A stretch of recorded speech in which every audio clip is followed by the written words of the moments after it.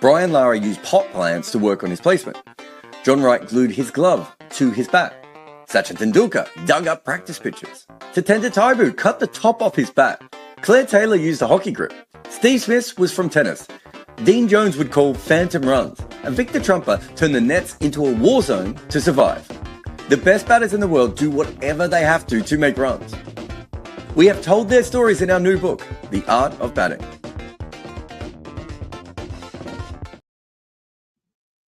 Welcome to Good Areas Podcast. This is the Wagon Wheel, the show where we answer your questions on cricket, if you've asked any. If you've asked them directly in the right way, that we request that you ask them in the correct formatting that we would need. Patreon is the best way to get in early. If you go to Good Areas Podcast, you can find us on Patreon. So many people support us there. Of course, if you are watching live, the other way of doing that is doing a super chat while we're chatting along here. But let's start with the Patreons, because Connor has sent one in and says, of the blokes from the notorious South Africa D Tour over here in New Zealand, the ones that impressed me the most were Patterson, Bettingham, and Ruan de Swart. The two formers have kicked on to more consistent selection, but de Swart seems to have disappeared into first-class cricket. He averages 50 with the bat and 30 with the ball, plays the same sort of role as Mulder. What is his way in? That's interesting. Yeah, just remember with first-class records in South Africa, you do need to check a little bit if they are, what's the best way of putting it? Which first-class system they're from, because sometimes people completely get their numbers up by playing in the lower level of first-class cricket over there, the sort of provincial level, I think they call it, don't they? But yeah, I think his problem is that they probably believe he has to bat further down the order. They already have a couple of good guys around that sort of 6-7 position. And then maybe his bowling is not quite fast enough. And if you've got him and you've got Wian Mulder, and I think with Wian Mulder, I just think they think there's a higher ceiling. So he might be the backup for him. I'm just having a look. Yeah, he seems to have been in recent form of recent times. He hasn't. So he's still doing fine. So it's not like his form seems to have dropped off or anything. But, you know, these things happen, Connor. If you have two players who are kind of too similar and there's one role, I mean, I think, you know, he probably missed out on his first chance of being picked, got that surprise call up and hasn't gone in. But I don't think you want two guys sort of bowling medium fast and batting at 6-7, although Wian Mulder's now batting at 3, but I can't answer that one either. Ali says, what explains all these recent retirements? Puran, the most recent, a sign of ICC international cricket shake-up. Some of it is just that there isn't a major tournament for a little while. Let's be honest there. Another one is that it doesn't really make sense unless your cricket board is okay with you prioritizing franchise cricket. It doesn't really make sense for some of these players to continue to be available for international cricket. They have to make less money, Ali, to do it. So I think it's as simple as that. As I've said before, traditionally in cricket, people did retire early. It's just that now they're retiring early to continue to play cricket. They used to retire early and not play cricket anymore. So that's one small step in the right direction. But when it comes down to it, like, these people have got to earn, and they make West Indian and South African cricketers do not make money from playing for their national team. They just don't make life-changing money from that. They make life-changing money when they play in franchises. Will says, what's going on with the 100 franchise sales? What happens if the deals break down? Last I've heard, there is no issue with them, and they are definitely going through. I still think there's a lot. What did someone say? I talked to some insider about this, and they said that a lot of it is just pushback from the ownership groups of very small things that I'm sure matter, but maybe are not the most important thing in the world. But yeah, there's a lot of pushback on small little details. But the last I talked to anyone, and this was only like a week ago, my thoughts from journalists covering this and from people on the outside was, from people on the inside was, it wasn't an issue. They will go ahead. Bloody says, personally, I consider Dale Steyn to be a top 5 GOAT fast bowler. Flat pitches, no wobble ball. In light of this, his legacy seems to be a little bit under-discussed and underrated. Is this simply because there isn't as much of his highlights on YouTube? Is there not?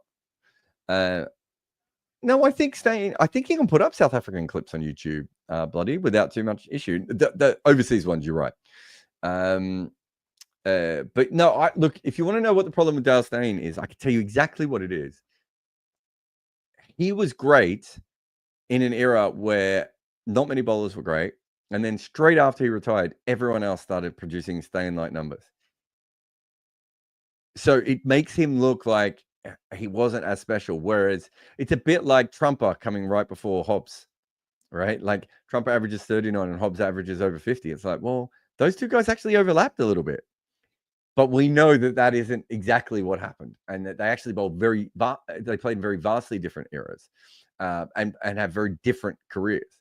And I think some of that has happened to Steyn, where Anderson, goes on to have like Steyn-like numbers throughout the back end of his career. Ishant Sharma has Steyn-like numbers for years, right? Like everyone's doing it. Cummins and Bumrah, right? You start that the person who does it first sort of gets a little bit overlooked in that sort of conversation. And Steyn, on the other side of him, has Ambrose, Wasim. I'm missing someone really obvious here. McGrath, Pollock, and everyone else. So he's kind of the guy. I think if you do a really good review of his career, and we've done little bits of it, you can tell just how special he is. But I think it's just sometimes you get put in the wrong shelf.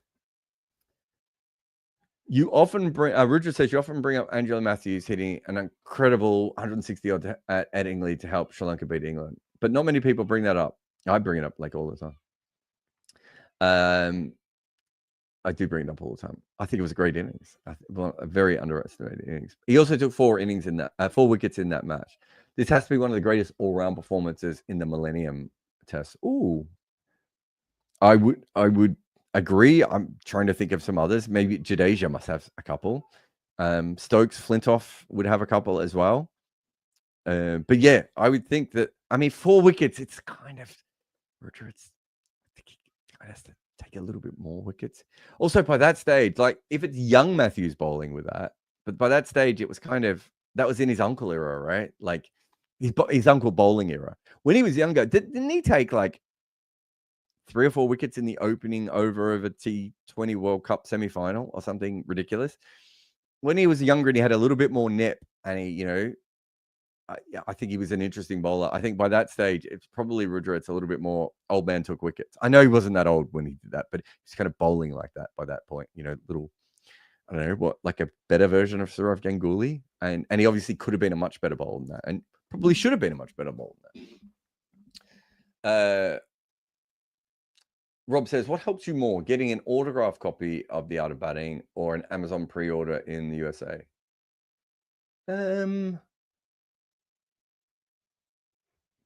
Probably the pre-order in the USA, but if you want an autograph copy, dude, buy an autograph copy. We sell them on Patreon. I haven't got my shipment in of books yet, so I'm waiting for my shipment to come in, and then I'll get all the details off all the people who bought them and send them out. But yeah, you buy it however you want. Just buy it. Just buy it. Just, that's how you help authors. And if you buy an autograph copy of me, it means that I've bought it. So it still counts as a sale. Rob says, I enjoyed the piece on Ollie Pope. My take-home message is that he is on average 3 out of a star batter. Isn't it normal to have some average batters in a side? They can't all be A and S tier.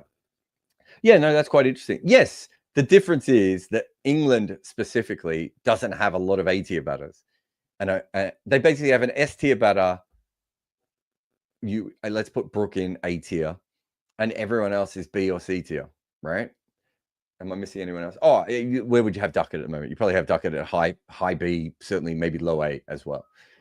And so you focus even more, I think, then on the fact that there isn't enough runs coming from that team. And so what did you have him at B tier? I can't remember what tier you had him in, but then you start to focus on those guys. But I don't think it matters. I mean, but Mike Hussey, when he was struggling, if you're the guy who's struggling, you're the guy who's in the conversation. Mike Hussey, Paul Collingwood, Ajinkya Rahane, these are all very good players, but for long periods of time, they were either the worst batter or the most, maybe in Hussey's case, not the most susceptible, but the batter most likely to be outside the side, that sort of Ashwell Prince type of player, right? Then you're going to be the one who's talked about a lot. And it's really unfair on those players, but that's sport as well. Mob says, New Zealand cricket appointed Rob Walter as head coach approximately 1 week after the list of 20 centrally contacted men's cricketers was released. Do you think he would have somehow had a secret say in some of the calls on that list? If not, what is the point of such adversarial timing? So Rob Walter, this depends on how the system is set up. Rob Walter should not be making decisions on contracts. That should be a high-performance manager, a director of cricket, a general manager of cricket, whatever that role is. And that should be the selectors going, okay, where are we playing? What's the future? What's the next 3 or 4 years? How are we going with that? I would say in most sports, the coach shouldn't be making decisions on the 17th, 18th, 19th, 20th best players. Only because they're not dealing with them all that much. And that's not their job. That's not why they have been hired in the first place, Mob. So for me, and it completely is an outsider here, I would say it shouldn't necessarily be part of his role. Having said that, the more information you get, the better. The more people that you have on side, the better. And having someone in that position. So if they knew they were going to hire him, and it was just, let's say they knew for 3 weeks before they were going to hire him, and it's just contractually, his agent is, doing that, or New Zealand cricketer trying to, reword the thing or whatever it may be. If that's the case, then you definitely probably take it to him and just be like, just so you know, this is what's happening. Do you have any thoughts, etc., etc.? And you go about it that way. I think that's a perfectly respectable way to do it if you know you're going to hire him anyway. Sandeep says, so many theories flying around about the possible qualification scenarios for the Olympics 2028. Top 5 rank plus host, 1 team per continent, Great Britain and West Indies situation. I don't think the West Indies are going to play as a nation, is my understanding.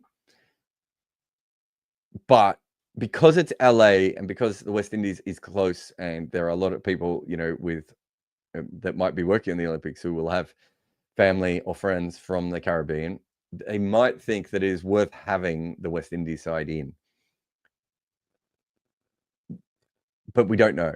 I haven't talked to anyone from LA 28. I don't think LA 28 know what they're doing at the moment. I had a brief chat with one of the guys, a very, very brief chat with one of the guys at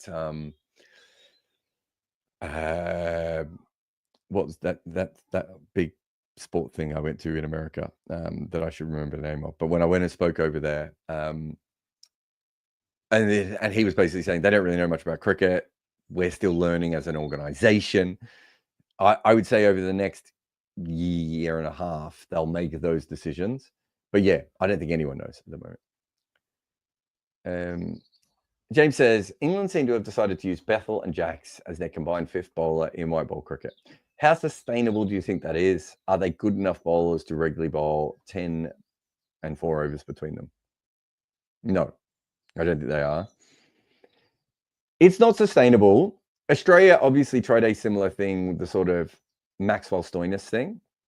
I think Jacks could eventually be a better bowler than Maxwell, but he's not quite on that level at the moment. So we are seeing a bit of a swing back to the weak 5th bowler, but having multiple options of the weak 5th bowler, which I suppose England did for a little while as well. They might have even pioneered this. If you don't have a genuine all-rounder, this is kind of what you have to do. Otherwise, you end up with a sort of Ndili Pethakoyo player, right? Where you really have to bowl him exactly when he needs to be bowled, and his batting probably doesn't add that much.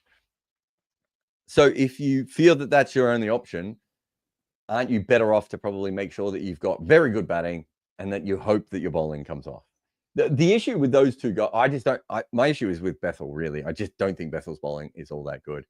Jax is still someone who can get absolutely smashed. But the issue with using just those two, so you almost need another option to go with them.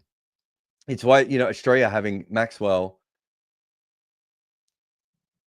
Stoinis, Marsh, Green, whatever that combination is, works a lot better, is because one guy doesn't work, you've got a completely different bowler to go to. The problem here is anytime you have a right-hand, left-hand combination, I don't think you feel confident using Bethel or Jax, right? So I don't think that works for me from the outside, but I haven't watched a lot of this current series. I'm not gearing up to a World Cup or any of the World Cups at the moment. So it's fine if they play with this for a little while and then see what comes of it. I think that's a good way, as me and Robbie have been saying, these are friendlies, right? You should be using them to try different methods. And if you can get Jax to bowl and Bethel to bowl from here for the next year, hopefully you get them to a better level and they're more useful for you anyway. Like, I think that's a good way of doing that. All right, let's have a quick break and we'll be back with more Wagon Wheel after this. Sometimes you just need to take the slips out and bowl defensively. And you also need to be careful with your computer's defense as well. If you need a VPN, go Nord. NordVPN.com/Kimber to get a 2-year contract with a discount, plus 4 extra months and gifts in some markets. It's completely risk-free with Nord's 30-day money-back guarantee. The link is in the show notes. So put in some dot balls and turn them into maidens via NordVPN.com/Kimber.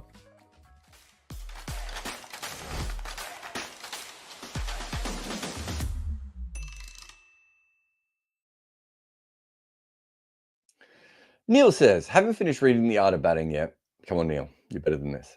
But was wondering if you looked at Mansoor Ali Khan Pataudi. Well, I've been looking at him recently while writing it. His record is nothing to shout about, but he played with one eye. How should we assess his batting? So I actually wrote about him in the Test cricket book because he's a fascinating person for cricket, right? He's also got one of my favorite photos of any cricketer where he's like standing on a balcony in Sussex and he just looks really cool. I just really like that shot. Anyway, I've looked at it before. I think he's mentioned in the book. He says, just going over to find the to have a look. I think he's mentioned in the book when we talk about eyesight.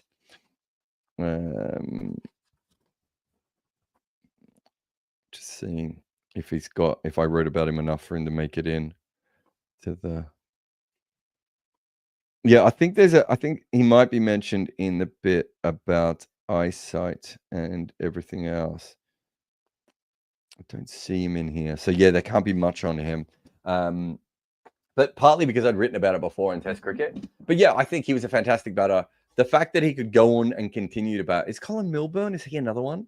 I think there was those two, and obviously Lawrence Rowe. So there's 3 guys with 3 different eye issues playing at that stage, who were obviously all probably would have gone on to be potentially great players, but didn't because of varying issues. And Lawrence Rowe, it's like lots of issues. But obviously, with Pataudi, it's eyesight. And I think with Colin Milburn, it was eyesight as well, if I remember back correctly. I think it's a real shame. I think he's such an important person in cricket and in Indian cricket specifically.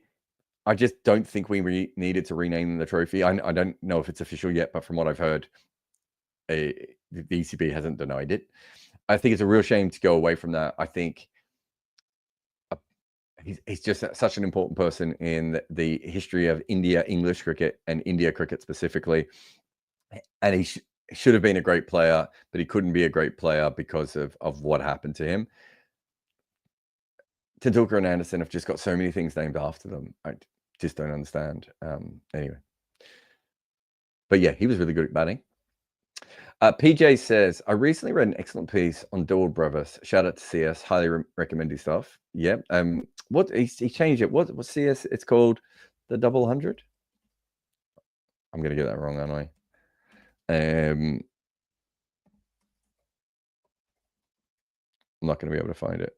Yeah, 100. You can find him on Substack, which is chadwickdrive.substack.com. It's really good if you want to follow South African cricket and occasionally Zimbabwean cricket. He obviously talks about other things as well. He works with us, occasionally gets involved, but great person. Been on podcasts before as well. There we go. Go follow him. But he said, where Brevis said that he wants to play as much 4-day cricket as possible, he feels it will help make him a better T20 bat. And then you've got the quote from him there. It seems like Brevis, who's just turned 22, is mature beyond his years, especially when other T20 gums are seemingly turning away from it. They're not. Pooran is the first person that obviously has brought this up because he didn't play first-class cricket. Not because he turned his back on it, but for other reasons. He had issues with Trinidad and Tobago. And he was really conscious of the fact that he was going to have to try so much harder to develop his batting because he didn't play first-class cricket. We now have people like Will Smead and Chris Green. My God, I get it wrong again. Coming back to first-class cricket. There's actually a lot of young players talk about this because there's just so many more reps in first-class cricket than there is in T20 cricket. So I think that if you want to play in the IPL specifically, we'll throw in the PSL there, the 100 international, top-level international World Cups.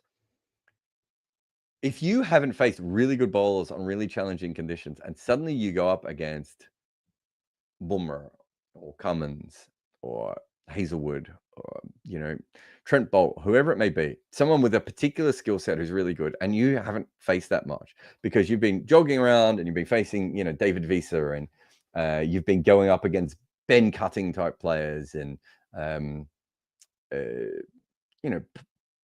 spinners in the Blast, right? Like, I'm not saying there aren't the odd good player, but, the vast majority of the players are not on that level, right?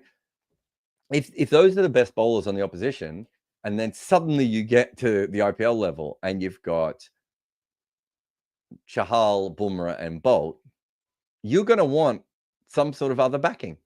So I think it actually makes sense for these players. And, it was the West Indian players themselves who talked about this. And it was around Pooran and Hetmeyer was the kind of that next generation.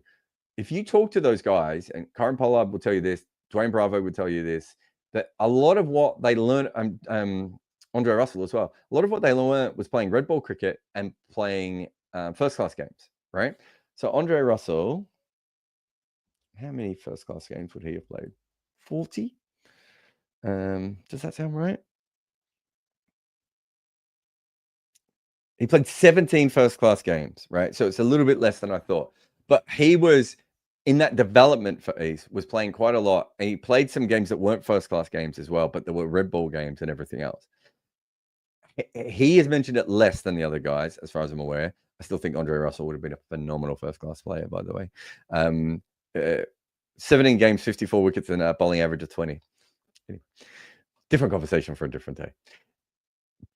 But I know with Karen Pollard and Dwayne Bravo, and Chris Gale has mentioned this as well, they felt that the red ball game really helped in those tough moments. I remember seeing there was a game in which Chris Gale was going up against Tamal Mills, and Tamal Mills was just on one. He's bowling it probably at his peak pace, which is around 93, 94 miles an hour. The ball was swinging. And I remember Gale facing him like he was playing in a test match. You have to have those skills, right? And so the ability to play some of that cricket and to keep your hand in really helps you on the days when you need that, right? The future of T20 batting is not guys just clearing their front leg and slogging, because you can't always do that in cricket. There are going to be days when the ball doesn't come on, right? So you need the ability to be able to go through gears, to have, different ways of doing things. And I think if you're Delwell Brevis, that makes perfect sense. And, the same way that I think even if your player is going to be a test specialist, it would be great for them to play T20 cricket and understand what they can do. Will says, just finished the art of batting. There we go. Take that. Was it Neil? I don't know who it was. Take that person before. Yeah, there we go. Neil. Look at Will. Absolutely embarrassing you. Reminded me of inverting the pyramid. Here's a funny story. I knew that someone had sent me this message the other day, and I couldn't remember where it was, and I was like, I really wanted to do something about this. So for those who don't know, I've been friends with Jonathan Wilson for a very long time. We don't see each other very much. We both live in South London. We used to hang out quite a bit more, but I don't know. We just, maybe I started having kids and things, and he was Jonathan Wilson, and things separated. But we used to hang out quite a bit. I'm pretty sure I'm right at this. that Jonathan Wilson bought the bread bin that we still use in our kitchen today for our wedding. So he was at our wedding. He wasn't invited to our wedding. Someone else pulled out at the last minute. And so I sent a message to Wilson and he came. But, you know, I've known him quite a bit. When he came up with the Blizzard, which is the football magazine, I think he already had the basic outline of it. But I was also trying to do a similar thing to the Blizzard, but on all sports. So what I wanted to do is go and try and do basically go out and find like 10 or 12 of the best sports writers in the world and give them a percentage of the magazine and say, you need to write one piece every 2 months or whatever that may be. And we'll put together, like, I think we were thinking at the time, a quarterly thing. And I ended up doing a cricket version that wasn't as good. And he ended up doing the Blizzard, which has obviously gone on to be really, I assume, really successful. I've been recognized for my Blizzard pieces at times. I had a neighbor who came over once to say, is this you? And we never talked or met before. So there's certainly I know how big that magazine can be, and some of the pieces I've written for the Blizzard. I've written some really cool pieces, actually, by the way. I wrote one about age fraud, I think. Was that for them? I think it was. I wrote one about the Sri Lankan football team and being at a Sri Lankan football game, and a couple of other pieces, I think, over the line. So some of my favorite pieces I've ever written have ended up in the Blizzard. Anyway, I love Wilson.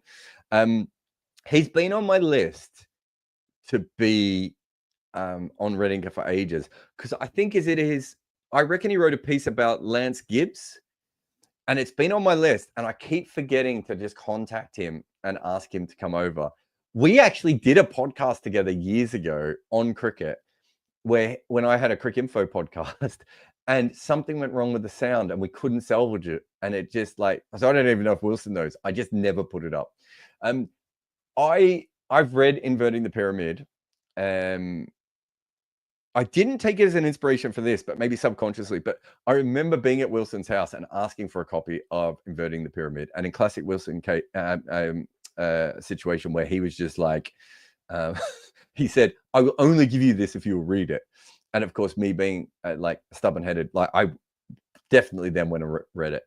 But it is that kind of writing that me and Wilson have, which is that sort of combination of the analytical side of things with the sort of lyrical side of things, is definitely where I want my writing to be on the art of batting. It wasn't particularly his book that I was looking at, but, you know, looking at maybe some of those sort of, you know, a book like Moneyball, right, where you're trying to tell the story of people, but also the evolution of a sport and an industry, that sort of thing, of that sort of Michael Lewis way of looking at it. I'm trying to think of, there was another writer that I kind of thought of with the art of batting as well, and I've now completely forgotten who it is, but that was the sort of thing that we were trying to do within that book. So yeah, I do have Inverting the Pyramid somewhere, but yeah, no, I'll get Wilson on. I can't remember if he's written anything about cricket recently. I used to play more games with the Authors 11, but because I've started playing for my club, I don't have as much time to play for the Authors 11 anymore. But hopefully one day I'll get back. He plays quite a bit there, and I'll see him, or I'll see him at a pub somewhere, and bring him on. Look, he's one of my. I just love hanging out with him. He's a fun guy, and yeah, we'll definitely get him on the podcast. He's also, I don't know if anyone knows this about Jonathan Wilson, but he can work. I think I'm right in saying that he can work out his lifetime stats while he's playing cricket. So he'll be bowling, and he'll tell you that his bowling average in his career has gone from like 24 to like 23.97 based on something that's happened, or his batting average or whatever. And I think he does it within the season as well. He really does, you know, he does have an incredible mind. You know, sometimes I want him to shut the fuck up, like all my friends, but he does have that kind of. I actually haven't given him a copy of The Art of Batting. Anyway, he can buy it. Rudra says, how good a bowler was Munaf Patel? He had a pretty good 2011 World Cup. If you forget his fielding, you have to forget his fielding. Felt like he was a really important member of that team, and I don't know what made him, but I don't know what made him that good. I remember Andy Roberts calling him a spinner.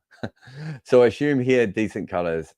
Would he still be effective ODI bowler? Also remember someone on Ball by Ball Cricket Info saying about a delivery that he bowled to Violi Mijay seemed to do something, but it seemed to do something else. I like that. Whatever that means. Yeah, I mean, his main skill, I would have thought he was in. I don't know what his height is. I'm just looking it up now. Maybe we don't have it online. I would assume, yeah, he's 191 centimeters. So what's that? About 6'3" ish. My memory is he had a really high release point in a period where we didn't talk about that. So I would assume that actually played a very big part in his bowling. He was pretty accurate. He was probably, I wouldn't say he was ever considered one of the new McGraths, but he was kind of that kind of bowler, wasn't he? He was tall, he was accurate, he put the ball roughly in the right area, could move it around a little bit. Probably one of those bowlers who would have done really well in the wobble ball era, I would have thought. But yeah, no, I always thought he was a decent bowler. He was just the lack of pace, right? He didn't have the McGrath super accuracy, and he didn't have probably early McGrath or early Sean Pollock that extra boost of pace. And so there's a little bit there. But yeah, put the ball on the spot from a good high release point, decent accuracy, and the ability to move it around. Remember, he bowled in a very batting dominant era. When did he start his first test match? 2006 to 2011. So if he bowls in another era where bowling is better, he probably ends up with a much better bowling average than he's ended up with. That's just how these things work, right? Sandeep says, it seems everyone is clammed up about the Saudi slam. There's not even a dram of news. Any new developments that you can share? So remember that was all leaks. And I said at the time, I thought they were strategic leaks ahead of the World Cricket Association, the Players Union situation. So, yeah, I think that's why we heard a lot of information around that point. Could be wrong. Neil Maxwell, I believe, was at the Cricket Connects meeting the other day. I wasn't invited. I think the only two journalists who were allowed in the building were Gideon and Mike Atherton. No, Adam Collins was on a panel as well. But yeah, so I wasn't in the Cricket Connects.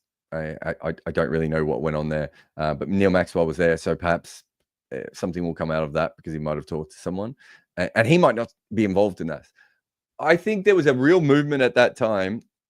As I have said, towards the end of my reporting on it, it felt that the Olympics was becoming the bigger issue between India and Saudi Arabia, with the combination of the Ambani family and Jio and the Saudi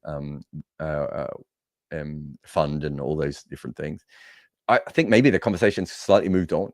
I'm not saying that the cricket isn't still at the heart of it, because I really believe it is. But I think the conversation itself might have changed a little bit there, in that they're like, let's work out this whole Olympics thing and who gets to host which Olympics and when they get to host it, and then we can move on from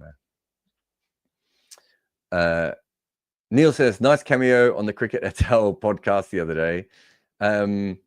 The boys were, Gideon and Lola were recording, and I climbed up a bunch of stairs and almost killed myself to stick my head in. And then they tried, so I just thought that they would ignore me and I could go away. And then they started talking to me, and I was like, I've actually got to go do something. I was about to go interview Jimmy, so I had to disappear. I get that no one's in charge, but beyond the networking, PR, and event fees, does the MCC's World Cricket Connect serve any influential purpose for the game? Has it shaped anything at all in any way? It's a really interesting one. I think it used to be called something else. It used to be called the MCC Cricket Committee. Was that the original name of it? They're still not getting the right people there. I could give them a list of 15 people that they should have had at that meeting that they didn't have. They're still inviting the same old cricketers who say the same old things over and over again. They really do need to move. I know they've got this thing about journalists, but it's not just about journalists. There are content creators that should have been there, right? As I said, I could have given them a list. There are really influential people that should have, there are really important people within cricket that should be in that room that are not in that room. And Cricket Connect is still not doing its correct job. So that's issue one with that. And yeah, I'm sure my friend Fraser, if he's watching this, will send me a message going, who do we miss out? But it's still not being done correctly. It's still an old boys club. It's just that they've changed what an old boy is, right? Gideon and Athers shouldn't be the only two journalists in that room. That's a ridiculous way of doing things. There's so many people and broadcasters and content creators, not to mention people from the analyst side. There are lawyers I would have invited to that. Just so many people from within cricket that I have come across in other leagues that should have been involved. Anyway, let's put that to the side. It used to be a joke event, and I used to cover it as a joke event. My favorite one, of course, of all time was when Steve Waugh suggested that all players should have lie detector tests to see whether they should be see whether they're match fixers. Oh my God, it's so stupid. And the fact that it made the press conference was worse. And so I think it's gone from that kind of moaning in a general situation to a little bit more structured. I think that it's more panels based. So it's more based on some of the American events and some of the European sports events, which are much better. That's another good thing. It's not just, I think it used to be like a meeting with a bunch of people around the table and like the loudest person would sort of take over. Feels like now and I'm not there. So, I'm not at the event, but it feels like there's more presentations and things like that. And obviously that is a really good thing for the future. It's not influential in that the MCC doesn't really run cricket anymore, right? So yes, they changed some laws and that can have an impact, but they can change a law and then the ICC can decide not to include that in their playing conditions, and it doesn't actually change anything within cricket. So within that, they don't have the same influence that they once had on cricket. But I think it matters from the perspective of there just aren't many events where people get together and talk about cricket. And so there were some panels there that don't make as much sense. Like I was told that there was one that was whether cricket was cool. I feel like I could have answered that one for them without them needing to have a panel. But there was probably some other really good ones. There were probably some other ones, which is old men shouting at clouds. There were probably some other ones that really needed to be said. We need events like this in cricket. This is a $1 billion sport. There should be multiple events like this. And so I don't want to sit here and shit on Cricket Connect, even if I don't think they're doing the best job that they could do, because they are at least trying to do something, which is have smart conversations around our sport. It's going to affect that because some of the people that are in that room and having those conversations are going to go off and have similar conversations with the ICC. So sometimes they're going to have those conversations with Jay Shah and everything else. But Jay Shah was not at that event. That is the person that you want at that event. Sometimes we have had influential people at those events, and they have heard people, and they have changed things within the game. So it is very possible to have that happen. But yes, it could be a much better event for cricket, but it's good that it exists at all. And it's certainly better than what it used to be. PJ says, if you were head selector for a team of 100 cricketers to take on that poor gorilla, who would some of your first picks be and who would some of your sleeper picks be? So for those who haven't seen, the internet was got taken over by the idea of could 100 regular human beings fight a gorilla and beat a gorilla, I suppose. They could fight a gorilla. And so we've gone through it. And so PJ's got Andrew Simons, Brian McMillan, Warwick Armstrong. So 3 big people. Well, you throw Ryan Harris in there. I think would you put Mitch Johnson in there? Adam Hollyoak would be a couple of others. Trying to think of some other. Did Freddie do boxing? I don't know if he was any. Oh, Ben Stokes. You'd definitely put Ben Stokes in there, wouldn't you? There's got to be a couple of cricketers who have martial arts belts. I know of Langer off the top of my head, but there must be more than just Langer. And then would you want, so let's say you've got 100 cricketers to take on a gorilla. Do you not need a Stephen Fleming, a Mike Brearley, MS Dhoni type guy who's not going to do any of the fighting, but it's going to do some of the strategic things? I think you do need that person, PJ. I would put Marizan Kapp in there, and I don't know why, but she just has a fierceness that I just think would be useful in that situation. You'd put WG Grace in because he'd find a way to make it work for him, wouldn't he? And I'm not putting him in based on his size. And if you're facing a gorilla, do you need some, maybe Marco Janssen's not the best one, but Muhammad Afan, Kyle Jamieson, Joel Garner type people as well? Just some reach. What's a gorilla's reach? That's what I want to know. What if a gorilla was releasing a cricket ball, What height would the gorilla release the cricket ball from? There we go. We'll take another break here on the Wagon Wheel, and we'll be back with more after this. Sometimes you just need to take the slips out and bowl defensively. And you also need to be careful with your computer's defense as well. If you need a VPN, go Nord. NordVPN.com/Kimber to get a 2-year contract with a discount, plus 4 extra months and gifts in some markets. It's completely risk-free with Nord's 30-day money-back guarantee. The link is in the show notes. So put in some dot balls and turn them into maidens via NordVPN.com/Kimber.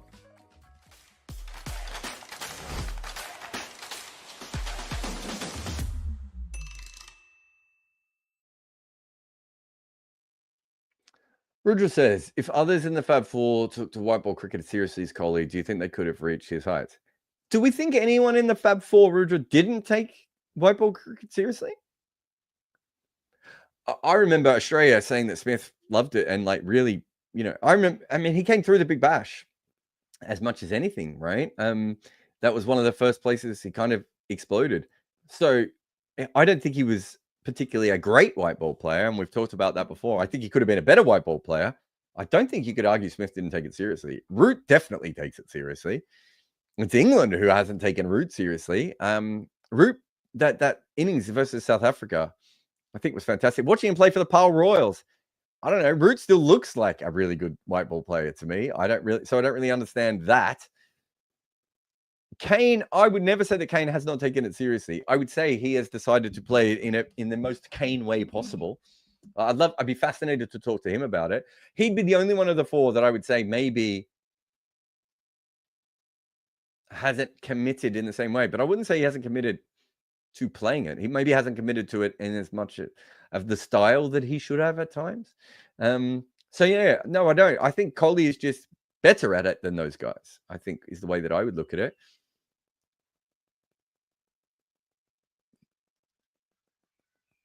Yeah, I don't, that they all have unique white ball skills.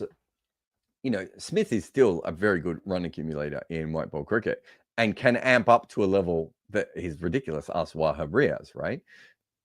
Williamson's ability to understand when a wicket is below par and you need to play differently is genius in white ball cricket. His problem is that he doesn't go into 5th gear very often. He doesn't even always go into 4th gear. So he's not as useful on those other wickets, but he's still brilliant at reading a pitch in any form of cricket. But certainly he plays a big part in white ball cricket on those lower scoring grounds. And Root, yeah, I do think Root has played well. So yeah, I don't think I agree with that, Rudra. I understand what you're saying. I just think they are better white ball. Sorry, I think Virat is just a better white ball player than them. Also, a lot of it, if you look at the way that they all play, specifically Root and Williamson, Kohli probably makes more sense in white ball cricket. So I didn't mean Root and Williamson. I meant Smith and Williamson. Samit says, opinion on renaming the Pataudi trophy. So we've already talked about this. So obviously, Pataudi Senior, the whole family, right, play for England and India. And then the son is as important to India, but is also really well known and really famous in England as well. I remember being at a test match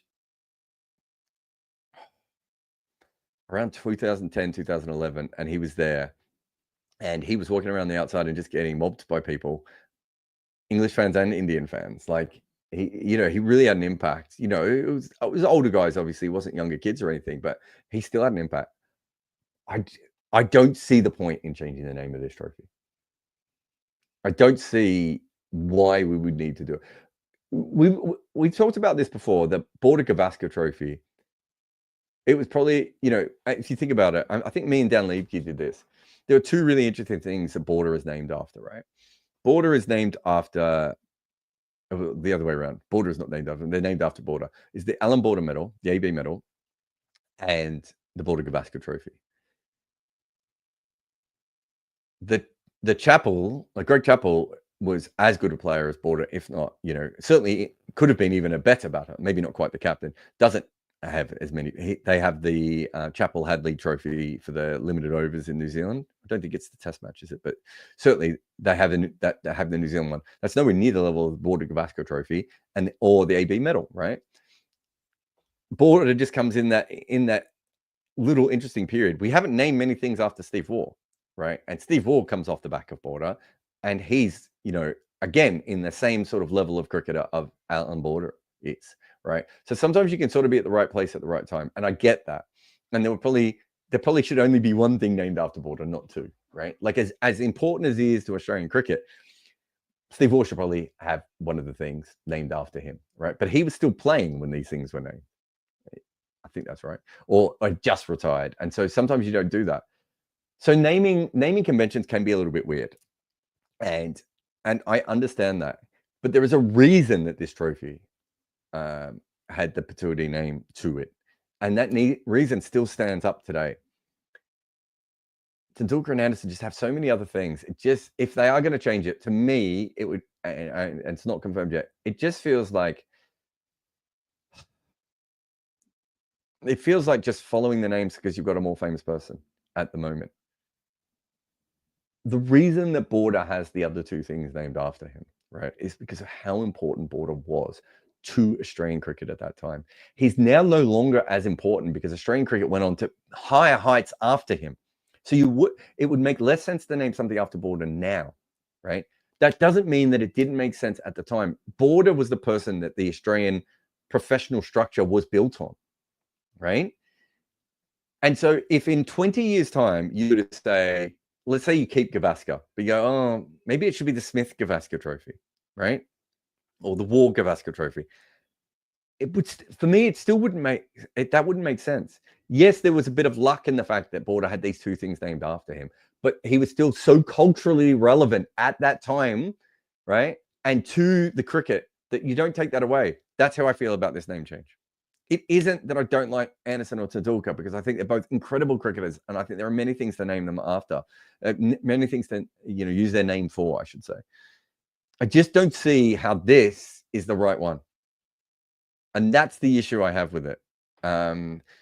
It's not the end of the world. These things happen, I find it really funny that like the Border Gavaskar is like its own set of stats, and like and everything else, whereas the Pataudi tournament one wasn't. The Worrell Trophy is obviously a really, important one in Australia, but a lot of these trophies get named and people forget what the names are anyway. Sometimes they stick and sometimes they don't.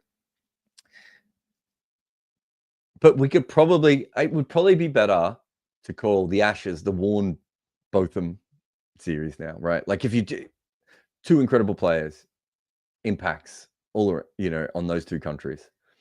I mean, what was Botham like? The Lord of Australia or something when he was given, he's whatever. And Warne is like probably almost as famous in England as he is in Australia. Maybe more loved, in fact, even at times, because of all sorts of different things. But it would be ridiculous if we rename the Ashes. The Ashes means something. And I thought this meant something. And so I'm disappointed that it's changing. But in 20 years' time, if we were to change it again, people would complain that it was changed because they thought it should stay as the Tendulkar Anderson one, right? That's life, I suppose. We just have to kind of deal with that stuff as well. But thank you very much for the super chats from both of you as well. Just seeing if there's anything else in the room. A lot of people are asking now. This is something that has been happening for ages. Like it happened in the amateur era. It happened in the first part of the major international era. I think there have been plenty of times of recent times where these things have happened. So I think we have to understand that we don't have a great structure in cricket, so people are going to be able to do that, and things will change. Just on this one, I've been asked this one a couple of times too. Atback says, now after winning IPL, is there anything left for Kohli to achieve? He's completed cricket, that too so early. Well, it hasn't been that early. It's quite late in his career, actually. So it's not early at all. There are probably far worse cricketers than him that have won all the big trophies at an earlier age, right? The interesting thing for Kohli is I still think that next 50-over World Cup is important because he wants to be the main man in a 50-over World Cup. And of course, he's never going to have won the World Test Championship, right? Like that does bother him because it was something that he wanted, even if it wasn't always around all the way through his career. And when we look back, I think he'll have to sort of understand that, like, maybe if they played all the way through at one stage, they would have won it, and these things happen. But yeah, I definitely think that from that perspective, it's a we can forgive him for that one, even if they still should have won it during his era. I think we can forgive him for that one, but I still think he wants the 50 over World Cup. Hey Jarrod, not a gotcha question in terms of them being in the top 50, but roughly where would you have Dudley North and Bruce Mitchell in terms of the greatest list of batters of all time? So I know a lot about Bruce Mitchell, one of the greatest fourth innings batters of all time. I did a real deep dive on him because our numbers Oren loved him. And I was just not convinced that he should have been in the top 50 best batters of all time. My biggest issue with him was that he made all of his runs versus Australia, England, get that right. So he averages 54 versus England and 55 versus New Zealand and 31 versus Australia. He only played 2 matches against New Zealand, so let's throw those out. Really good against England, really bad against Australia. Bothered me a little bit. And it was home and away versus Australia as well. That was one of the things that I had an issue with. The other one that I had an issue with him was that he averaged more in Test cricket than he did in first-class cricket. It's not always a concern that I have, but I did a pretty deep dive into his first-class numbers. I just didn't think there was enough there. I love Bruce Mitchell. I mean, anyone will know that I think I've done entire features where we've talked about Bruce Mitchell before. He really is one of my favorite cricketers because he is so forgotten. So he was definitely someone that I wanted to make the case for. And I think in the end, we just didn't quite get there. I don't think he's far off, though. He's probably, for me, maybe 55 to 70 is probably where I would have ended up on him, somewhere around that. Now, Dudley North. I think Dudley North probably, if he plays a fuller career, I would have put him in here. I love Dudley North. I think Dudley North probably deserves to be a little bit higher. He's probably closer to the 50 to 60 range. He averages, 53 in Test cricket in 34 matches, but he averages 50 versus Australia and 50 versus England, which I really like.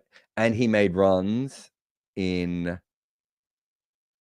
No, he didn't play in Australia. That's right. That was one of the other things that was a little bit annoying with him. He didn't make as many runs in. I think he's one of those players who, if he played a full career and the World War hadn't come in, I would have been a little bit more confident to put him in the list. But there's a couple of guys, like the VJs are up there as well, where it's just like, I think we just missed out on them a little bit.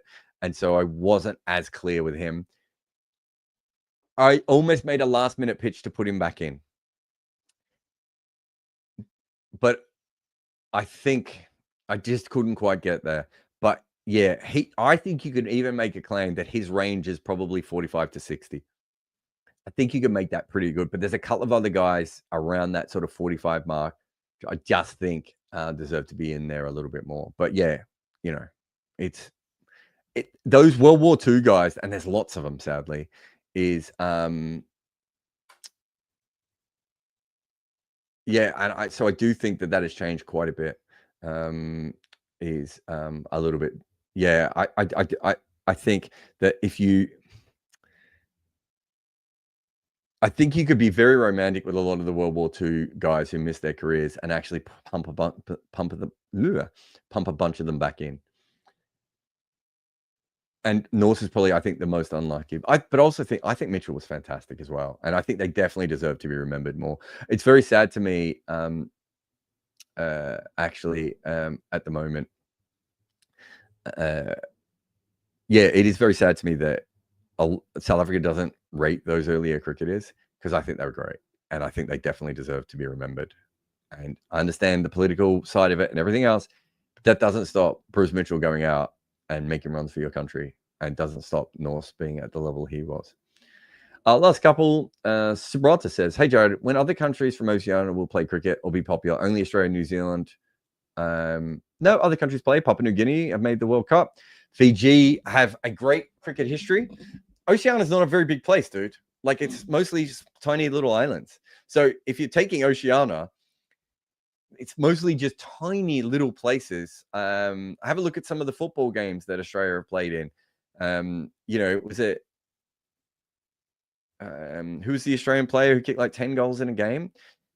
You know, you're talking about, you know, American Samoa and Western Samoa and, you know, atolls and Cook Islands and things like that. Is it Cook Islands? Is that the one I mean? What's the one that's whichever the other one is? I don't think I mean Cook Islands, but one of the other ones there. Some of these places are teeny tiny, and they're also miles away from New Zealand, let alone Australia. So it's really hard for them to play. Vanuatu, Papua New Guinea, Fiji all have really good cricket histories. Papua New Guinea and Vanuatu are making a move. Fiji, it seems to have sadly not gone anywhere, but we know that traditionally Fiji had some really good players. So yeah, but Oceania, you know, it's a bit like football. I think Australia moved into the Asian division of football because there wasn't much point in them playing in the Oceania division. It didn't really make sense as a division because it was really just Australia and New Zealand, and it would be the same in other sports, I would assume, as well. William says, does the phrase "has all the shots" no longer make sense? I feel like everyone plays basically every shot now. Was there really sometimes when players just couldn't do that? It still exists, William. It's a really good question, this. I'll finish the show today on this. It's a really good question because you're kind of right, but it still exists. There are some players who don't play the cut shot very well.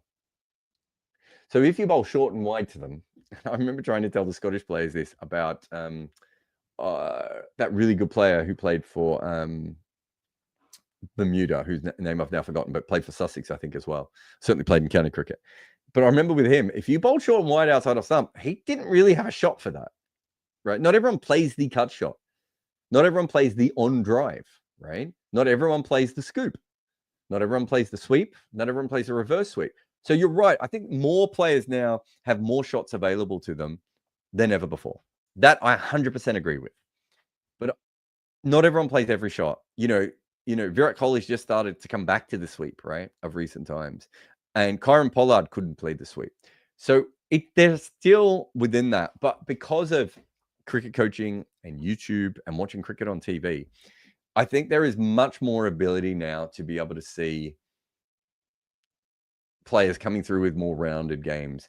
But it's not like the old days where, yeah, you would get players who really had limited shots. But even when we're saying it, William, like Alistair Cook could play every shot, right? He could have played the reverse sweep. He could have played the on drive. He could certainly play a cover drive when he needed to, right? Like he could play every shot. But what would happen traditionally is at international level, you would prune back your shots until you basically just had these shots that worked. That's much harder to do in a day of analysis where people are going to know that, right? You know, let's call it the Dom Sibley rule, right? Dom Sibley had to score between point and mid-off. He had to, because otherwise there would be no fielders there, right? And so you end up in a situation where everyone's just going to bowl 3 foot outside off stump to you. They're going to have a point and a mid-off and a stacked cordon, and you're either going to leave them all day or eventually going to nick one, right? So Sibley started to push the ball more into that gap on the offside to try and take singles. He wouldn't play big cover drives, right? But he would sometimes push the odd cover, and if he got an over pitch ball, he would play a cover drive, right? But he was not a cover driver. It was not a normal shot for him to play at that stage in his career. But that really limited him. Matt Renshaw's another one who was really limited. You know, it's much better to be more rounded, I think, especially in the modern game. But it is very, very hard to be that kind of player anymore. I think the vast majority of players now are much more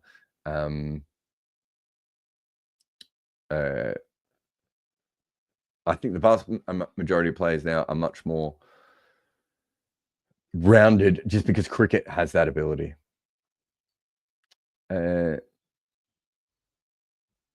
says, will you be watching the World Test Championship final? Yeah, I'll be there. So we'll be doing it. Just let everyone know. We'll be doing content from it. I can't film from inside the grounds, so I can't do anything during play. At the end of each day's play, I'll go outside and I'll film a video for the main channel. I think Bayram and Varun might be doing some live stuff if they have time and they're watching the games during the games. But yeah, I can't do anything like that. but I can do something at the end of the day's play from outside the ground. So that's what we'll be doing for that. And yeah, so more what we used to do in the old days. India, England, the only test match I'm not at is Headingley. So I've got a holiday when Headingley is on for the first couple of days, I think. And then, yeah, I'm back by the Sunday. So for that test, I might actually do scorecards or third innings at the end of the day's play. But we'll also do major videos. But I won't do as much for the first India-England series. But the rest, I will be doing the same stuff. So stuff from the ground and doing stuff from that perspective. Also worth following TalkSport because I'll be on TalkSport a load as well. And I'll be commentating those. The World Test Championship, I'm not commentating. I'm just there as a writer. That's it for me today. Thank you very much to everyone for coming and talking and questioning and liking and subscribing. To all those people in the comments, to all the people who do that, please support your local content makers. And we'll be back again soon. Tell your mum about it. Ross Taylor couldn't see at night or when the clouds were in. Eventually, he had to see an eye specialist who would fix his eyesight. In the 2 years before the change, he still averaged more than 50 in international cricket. The top level of batting talent can basically see in the dark. That is who we are talking about in our new book, The Art of Batting. Head over and order your copy today.